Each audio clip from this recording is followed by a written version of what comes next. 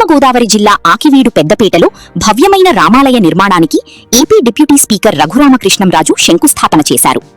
రోడ్డుపై ఆందోళనల నుండి హైకోర్టు వరకు వెళ్లిన ఈ వివాదంలో ప్రభుత్వం అనుమతులు మంజూరు చేయడంతో ఎట్టకేలకు అడ్డంకులు తొలగిపోయాయి.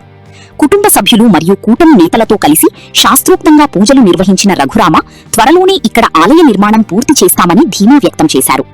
గతంలో గొంతెనమ్మ ఆలయ కూల్చివేతపై దళితులు నిరసనలు చేపట్టినప్పటికీ తాజా పరిణామాలతో ఈ ఆలయ నిర్మాణ పనులు వేగవంతం కానున్నాయి.